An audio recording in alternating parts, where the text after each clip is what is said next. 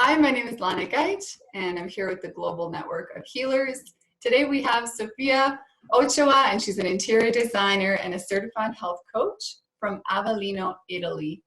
She helps women accept and love their bodies and develop a better relationship with food. And she speaks English, Spanish, Italian, and even a little bit of French. So welcome, Sofia. Thank you very much. Thank you for having me. So what are some issues, maybe 2 or 3 issues, that you see women struggle with when it comes to accepting their bodies? Okay, so usually they're always judging themselves. They're always thinking very negatively about themselves, but about how they look, what they're eating, what they're doing wrong. And not only about themselves, but also comparing with others and judging others. Why are they looking like that? Why are they eating like that? And it's just like a continuous fight all the time, the whole day, about with themselves and with others. And it's just nurturing with negativity the whole day and judgment and like just being your worst enemy the whole day. Mm-hmm. And probably there are people who stay at home and don't want to be seen, and but there are others who go outside, but they're just always overthinking these emotions and these negative feelings about food of themselves. Yes, absolutely. Yeah, fantastic. So it sounds like that self-talk, the self-criticism, that's kind of the biggest issue that you see women struggle with. And yes, self-criticism applies to you, but then you're also watching and looking at what other people are doing too. So kind of applying it everywhere.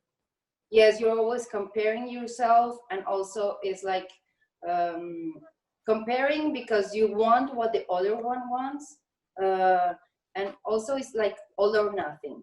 Like either I'm thin, or I'm pretty, or I'm not good, or like mm-hmm, I'm good, or I'm not good. I'm pretty, or I'm not. I'm thin, or I'm fat. It's not like today I overeat and tomorrow I can eat well and be okay with me. No, tomorrow I will be devastated with what happened yesterday, and it's a vicious cycle, and it's just not living. Yes. So it makes sense then. What you're saying then is whatever happens the day before, we don't start the next day fresh. We keep that criticism inside of us, and we're continuing with it. Yes. The next day. And you can never keep up, it seems like, no. Right? Yeah. Yes, absolutely. We become our own victims, attacking ourselves and just criticizing and blaming ourselves and others also for what we are doing wrong. And so never making our own responsibilities, and so just letting yourself go to whatever it is. Just it's like a hopeless life, because it becomes such a negative and destructing way of feeding your mind. It's like you feed your body very badly, but also your mind with that negative talk. Right. Yeah. So it's just destructive. The end would be just depression and just feeling even worse. Yeah, that makes sense. Exactly. So that's the track then. So when you have self-criticism, when you have self-blame, when you have that all or nothing, black and white thinking, when it comes to food and your body, that's what leads to depression if you keep that up. Absolutely. Okay. So can you tell us some tips then to help women accept their bodies now the way that they are? Yes, it's a broad thing to talk about, but yes, I would say one thing they can do, like every morning as soon as they wake up, is write at least 3 things that they like about themselves.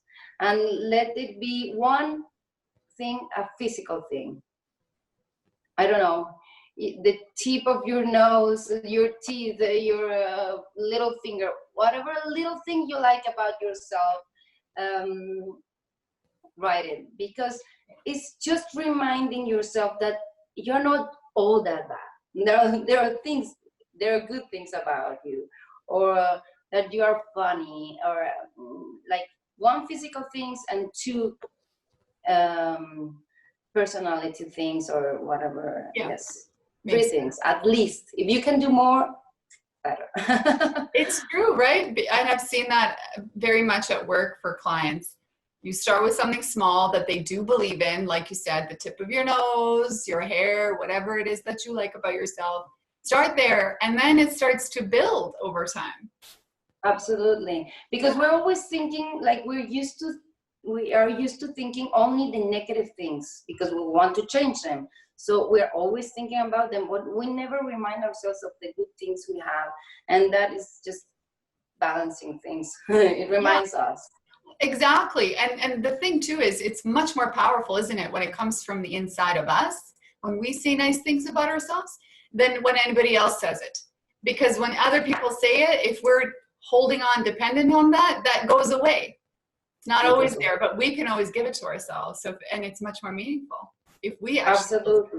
Absolutely. And it's not just thinking about it. It's like, because some of my clients tell me like, yes, but I know that. No, you don't know that. You know it. You know that, but you knew it like a year ago or 2 years ago. You need to remind. And the fact of you thinking about it and then writing it, it like blocks on your head longer. Yeah. And it's interesting watching you talk, because when you were saying, you know it, it was with your head, you knew it, but you have to sort of let it land here in your heart. Yes. Yeah. So, and you were motioning, but you didn't say it. It was just interesting. Your body was saying it. Yes, because I've done it. I've been through all this, so I really know what. You've gone through it. Yeah. Yes, absolutely, all of it. And so that was a very good tip. Write 3 things about yourself. 1 thing has to do with your physical features, 2 about your personality. Is there maybe 1 or 2 more that you have? Yes, I would say absolutely. And this is it might sound vain, but it's to get yourself ready in the morning. Like, even if you feel tired, or you don't want to do anything, or you feel ugly, just get yourself clean, take a shower. If you don't want to put makeup or whatever, just look clean and dress up like you would go to the movies, or to have a cup of coffee with some friends. Because even if you feel terrible and you don't like anything about yourself, when you have a reflection of yourself in the mirror or on a window, you will look better, and that will send a message to you of you better than worse. So it's just giving a push, helping us to feel better, and it really works. Absolutely. That if you just let go, and you're not with your hair all day, like all over the place, it really helps.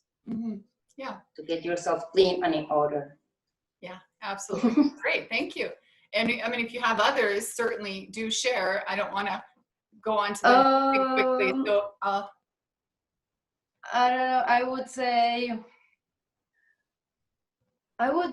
say this is for someone who really wants to change, and this is like, you are worth it already, just like being here, like reminding and being mindful that we are here for a reason. And because people that have these problems are all they have disconnection with their mind and their body. And just the fact of being alive is just a miracle. It's the greatest gift. Like, I remind myself of that every time, because for so many years I've forgotten that. And like we have like 300 million chances of being here. Like just the fact that we are born, it's a miracle. It's just a gift. And we are the only best person we can be. We need to be the best person we can be. And one phrase I love, and that has changed a lot in me in the last years, is you can be only the best you can be because everyone else is taken. Everyone else is taken. So take the best things out of you, because that's it. That's it. Yeah. You cannot fight a fight that it's already lost. Like for many years, I was like, I want to have the body she has. I want to have the hair she has. I wouldn't. I'm not never gonna have like, I don't know, like reddish hair, or I don't know, like lighter skin. I don't know, whatever. It's in my head. So whatever I have, let it be the best I can. But not only physically, because that goes away. Like, but emotionally, like what I really concentrate on, what are my capacities, like what I'm here for. And I cannot concentrate my whole life on food and my looks, because it's really devastating and it's depressing, and it won't take you anywhere. So you just remind yourself of the gift of life, and that is just something to think about. It's beautiful. You're right. I mean, when you come down to it, just when you said that, it's a couple of things you said that really was profound for me. One was, you made it. Out of all the eggs and all the sperm, it was you. You got chosen, and here you are. How beautiful to just from the very beginning, it was always you. And the second is, well, everybody else is taken, so you might as well just be yourself. I love that. So clever. Absolutely. So clever. So that's excellent. Thank you. That was quite a few points. I'll just keep going if that's okay, just because for the sake of time. Yes, I think we could chat forever. What can we do to minimize our cravings then? So for any of the bad food, especially now that we're stuck with being at home all the time? Yes, now is really a hard time for everyone. Even if you don't have like eating disorders, like it's said, like all people have like 75% of people around the world have not an excellent relationship with food, or they eat too much or too little or too fast, or when they are happy, or like it's always an emotion related to food, because it's very physical, and it also brings us an emotion, and that's the beauty of food. But we usually misunderstand this emotion, and it happens that either we are hungry, physically hungry, or we are annoyed. Usually we are annoyed, or we have an emotion that we don't understand, and then we think we're hungry, because we need to feel that void of affection or security that we are seeking for. So what is the first thing we seek? Food. The thing is that we are now all the time near the fridge or near the kitchen. So every time we feel anxious or we feel a little bit down, the first thing to go to is the kitchen to fill that void, because there's uncertainty. Some people don't have work. A lot of people don't have work. We have the homeschooling and the whole house maintenance, because there's nobody coming in here to help us, or like there's so many emotions getting out there, but not just for yourself, but for everybody. And they're like boiling pots. No? So absolutely, there are things you can do.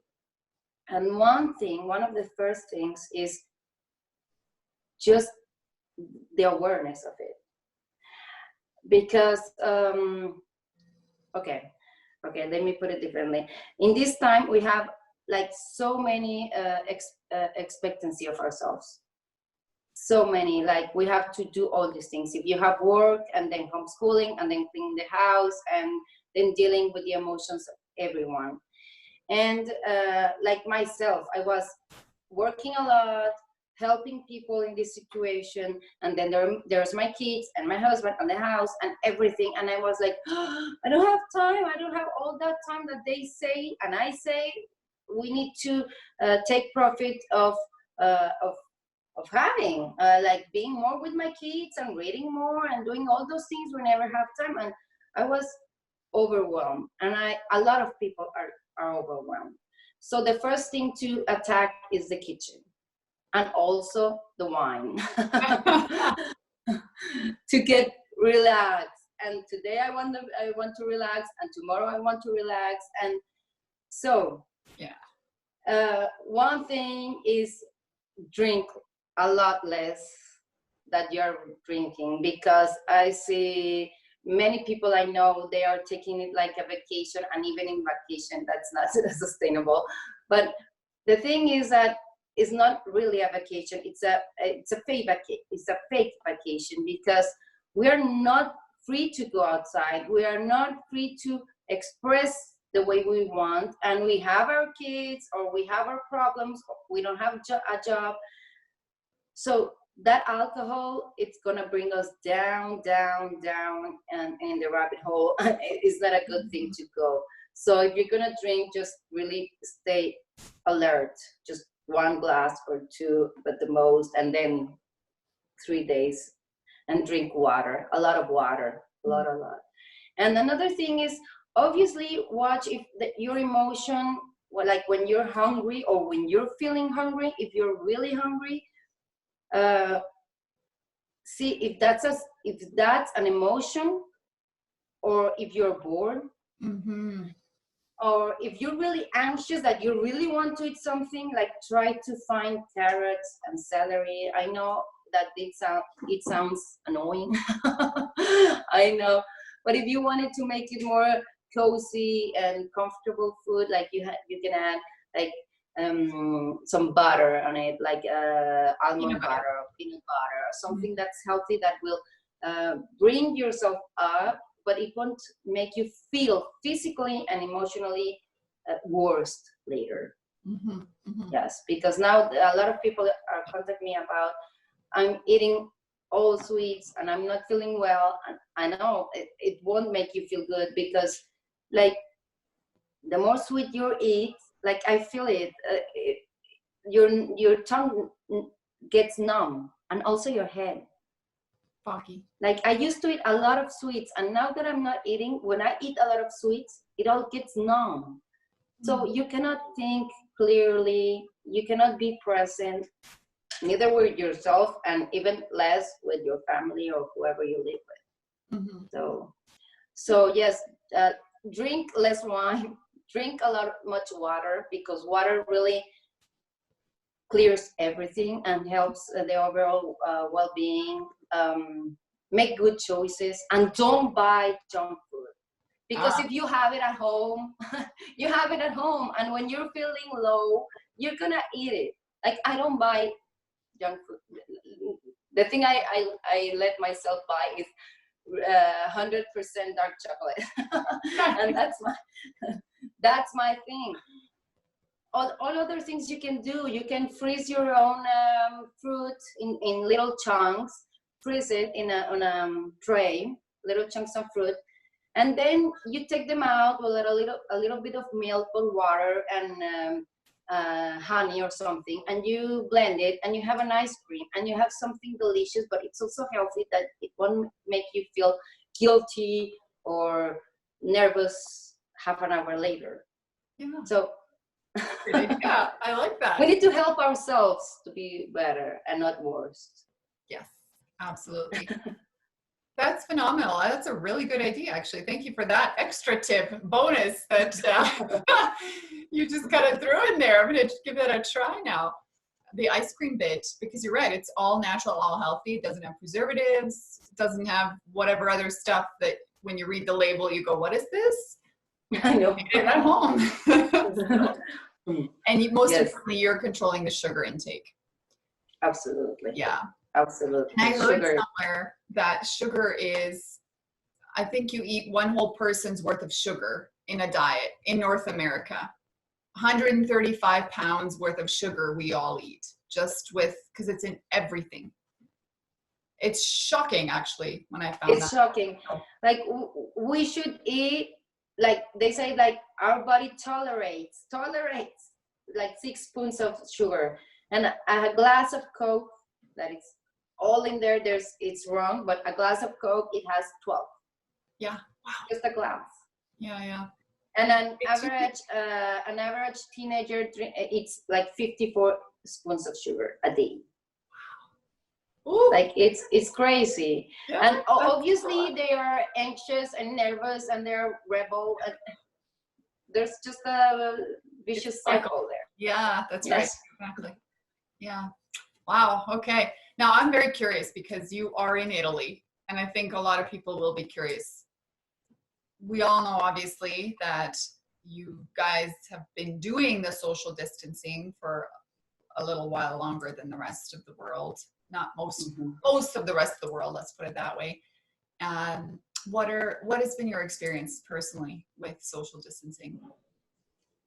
So at the beginning it wasn't that bad because I work and do my exercise at home and I'm with the kids, and I thought, like I said before, like great, it's a great time with being with the family and doing the things that I cannot do. And since I don't watch much television, so I didn't have the impact of the negativity that was going around. But then I realized that I was absorbing all this situation because my kids are nervous. I am more nervous. Everyone is not feeling, even if we have so much expectancies of, I will talk about myself. I had all these expectancies of being more productive and more present with my family and more present with myself. I got to a point that I was overwhelmed with this. I was helping people on Facebook and I'm helping with people, but I've changed the dynamics because it was too much. And I hear people that calls me with negative information about how they're feeling and the drastic changes they have done in their lives and how they're feeling, and panic attacks, and kids that cannot go outside. Like tonight it snowed and they cannot go outside to snow, and they cannot go outside at all. Like it's been over a month now. And I have a garden, my kids can go outside and play, and they are nervous, they are anxious, they are more intolerant. And I just can't imagine, like whenever I think about people who live in apartments and that they don't even have a balcony, it's like you just can go crazy. And when someone talked to me the other day about their sister having panic attacks, I said, it's normal. Like I felt terrible, but it's normal. But it's just normal. Mm-hmm. So these things affect you even if you don't want to. Yeah. But the thing is, hearing these things and hearing the news, which I don't hear, but always they sneak in. Yeah. Yes. What I think is, what can I do? What can I work with? It's like with your body or with your emotions. What can I do now? Because I cannot control the pandemic. I cannot control what's going out there. What can I do? And what can I do is, when I go outside, do all the measures they tell me to take. And when I get in, like today I went to the supermarket and then I got everything at the door and then got to take a shower. But what I can really do is work on my mind and my health. Because like sugar, no? If I eat sugar cuts immunity system in half, like for 6 hours. That's a lot. That's a lot. And we have to have our immune system like strong right now, no? and we need to eat our vegetables and drink hot water with lemon first thing in the morning to balance our pH and keep our body less acid. And sometimes I don't feel like doing that. I don't want to do that. And sometimes I want to be on my PJs the whole day or in pants. But if I do that, it's worse because everything will go down, my emotions, my health, my whole family. Like, and I won't help myself, I won't help my family, and I won't help other people that it's out there. So even if you're not someone that helps people be better, just your family and friends, you can help them be better. So do what you need to do when you go outside and get in, and then take care of yourself, of your health. And I was saying one thing and I forgot. Okay. I was just asking your experience about how it's been with the social distancing. It's not easy. Absolutely, it's not absolutely easy. Even if you think it is, at the end, like sometimes I find myself very sad, like very, very sad. Even if my focus is positive, like I don't know, like I feel like this is an era, like it is an era, and we need to realize that. Like we need to be very conscious that whatever single thing we do in the day, just smile, just one smile in the day, it's really a huge thing because we are totally overwhelmed on our whole life. Like it's everything different. So just one thing, and we need to acknowledge that one thing to be proud of ourselves, because it's a very difficult time. The whole negative news and all the messages and people who tell you how bad they feel, and your kids and your problems, and you don't have a work, and then homeschooling, and everything is just overwhelming. So just realizing one good thing you did in the day, I feel like it's amazing, because it's just a whole new era, and it's not us, just Italy, it's the whole world that's changing. So it's a weird thing. It's a weird thing, and it's a very interesting situation, I need to say. Because we need to go inside, we need to go outside to our loved ones, and then we need to be patient. I've learned a lot to be patient with myself, and we need to keep calm, but also be attentive. So it's a whole thing to learn, but just realizing that it's a new era, at least this time. That's right. Yeah. So what have you learned then? Because you talked about being patient and staying calm. What have you learned like in terms of how you do that during this time? Can you give us some examples? How are you able to stay calm, or how are you able to stay attentive, like you were mentioning? Well, first of all, I wake up very early so I can have some time for myself. Good trick. Yes, I do my yoga, my meditation, and then I write, and so I have that time at least for myself.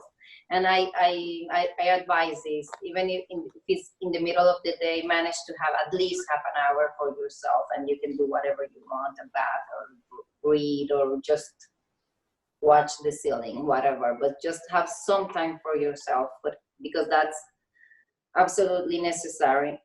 And drink a lot of water. Really, I've experienced, I'm not a water drinker, but when I drink water, I feel much better. But now when I drink water, it feels a lot different, because not being very dynamic and not having not being dynamic, it helps you a lot to release tension and feeling bloated and not feeling well. And then I would say do some kind of exercise. You can do like just run alone or with your kids, or jumping jacks, or dancing, or whatever it's in your head that makes you move. Or if you have stairs, go up and down, even just one time more than you would do normally. Yeah. Because that will keep you a little bit up, and that will keep you your emotions better. They will be better, but also your immune system will be getting better. And if you do these little things that keep your mood high, you will eat also better. You will make your choices will be better. Yeah. Of your food. Like if you walk 2 or 3 times the stairs just to walk the stairs, then when you're hungry, your snack will be more certainly an apple or some carrots than the muffin, because your serotonin it's high, and you will feel much more better. And it's just helping ourselves. That's true. Yeah, the serotonin in our brains get developed, released when you're exercising, which gives you a general state of well-being, and then leads to good mood. So you're right. Every day. And then before you go to the kitchen, you have to do 5 push-ups before you can even enter. Yes. You know what, actually, it's really good before you go to the kitchen? Drink a glass of water. That will clean your thoughts out, like your holes. You will feel fresh, and also it will make you. Sometimes you will forget that you were hungry. Mm-hmm. Like or do something. Go help your kid, or go to the bathroom, or go get a book. Mm-hmm. Sometimes you are annoyed. But the first thing is a glass of water. It's just like in the morning as you wake up, a glass of water, it just cleanses everything. Mm-hmm. And it just makes it just, you will eat less, absolutely, just for sure, because you're more full. So, yeah. And yes, water is always great. Water is great. I agree. It's cleansing. There's something so, I mean, people talk about spirituality in water and how it's got that cleansing effect. But it's very refreshing, isn't it, too? And most of us are dehydrated. We don't drink enough water.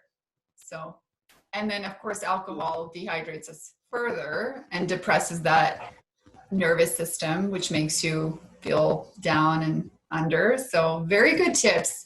There's been a lot. My goodness, I'm trying to think now. There's, to recap it all, that would be hard to do. But just some of the things that I'm thinking about, yoga, you've talked about exercise, drinking water, and not buying snacks that you don't want to eat. Just having it in the house will be tempting. So just don't put that temptation up for yourself, which is great. Actually, I love that idea. We haven't heard that yet. And trying to stay patient and mindful. And you did say that sometimes you do just feel sad and, there might be crying. And I think that's very healthy, when you just release emotion that are happening right then and there. It just is what it is. If we try to shut it down, then it's stuck in us, and then we might want to go eat. So that's not really. Yes, we might want to shut it with food or with anger. Like I see it in myself and also in my kids. Like sometimes they're angry, and I found that it's easier to talk to them and tell them. Acknowledge that they are also having a bad time. Like it's also terrible for them.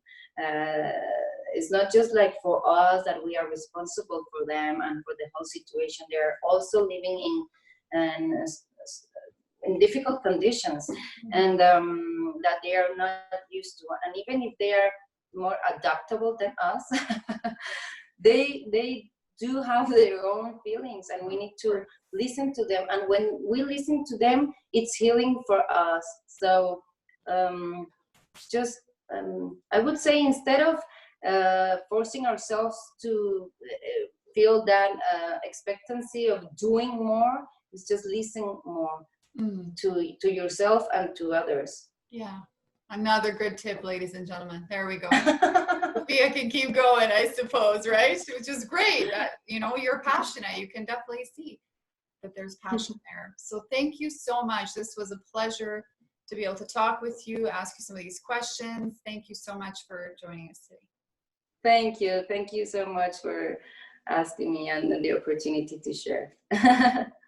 Thank you. Awesome.